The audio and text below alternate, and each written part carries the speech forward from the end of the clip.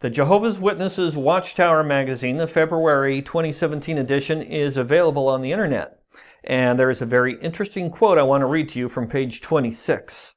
It says, "The governing body is neither inspired nor infallible. Therefore, it can err in doctrinal matters or in organizational direction." Now, this is kind of a startling statement. You don't hear things like this from the Jehovah's Witnesses very often.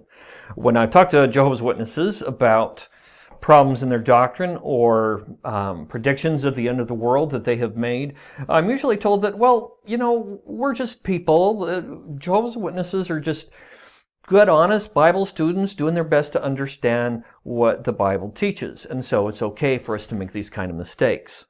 However, that's not really what the Watchtower claims about itself. It claims that it is God's sole religion. It's not just another denomination within Christendom. It's God's only true organization. For example, let me read this 1981 Watchtower magazine quote here.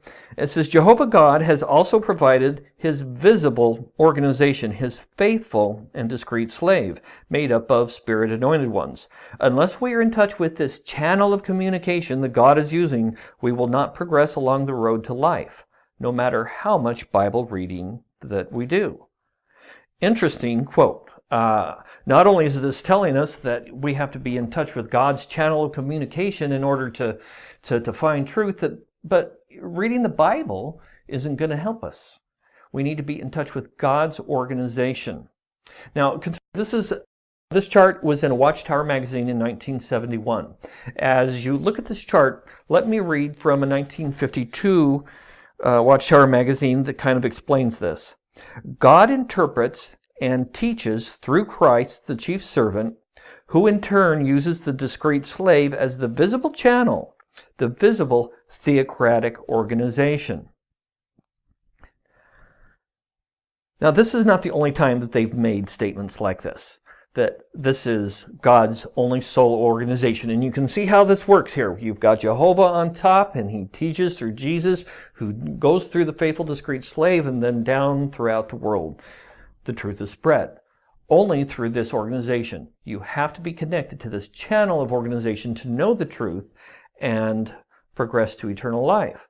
So it doesn't make sense then, how could God's organization make mistakes in doctrine and in its teaching? Let's go back to the original quote, February 2017 Watchtower. Again, page 23, "The governing body is neither inspired nor infallible." They say that often, actually. "Therefore, it can err in doctrinal matters or in organizational direction."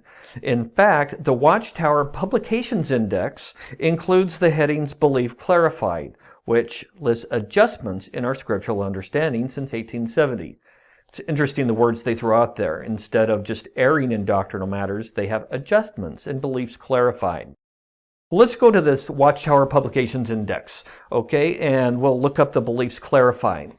And under Beliefs Clarified, they have year by year different doctrines that they have clarified or made adjustments to over time. But before they do so, they start with a few things for us to think about. And I want to look at this personal attitude towards.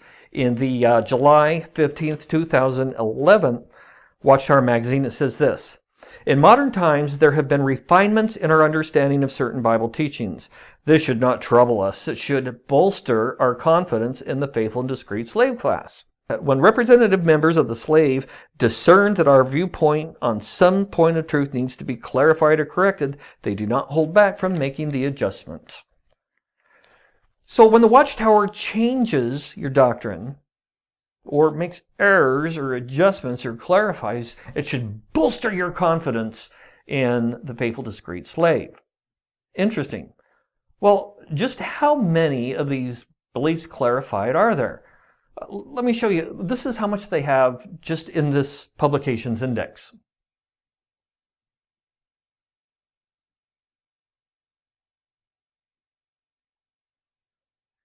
That's a lot of beliefs clarified. They list over 100 there. And over 50 of these have just been in the last 15 years. So if you're a little bit more than 3 beliefs being changed and clarified, altered and corrected every single year. Jehovah's Witnesses, does this bolster your confidence in the faithful, discreet slave? Does this help you believe and trust that they are teaching you true doctrine? In the next two installments of the series, I'm going to be talking about two different subjects. I'm going to be talking about the faithful, discreet slave itself, who is the faithful, discreet slave, and also we're going to be talking about different predictions that the Watchtowers had for the end of the world. These are things that are not in the beliefs clarified section that we just looked at. I mean, that list was troublesome enough. But what's even more troublesome are some of the things that are not in there that they don't want you to know. So some of these things are smoke screens, we'll see. They don't want you to know what actually was going on. We'll look at that in some of the next two installments. But for now, I want to leave you with this. There's a teaching that the Watchtower has given about Sodom and Gomorrah. Will they be resurrected? And what's the answer to that? Well, in 1879, Charles Taze Russell said that, yes, they will be resurrected.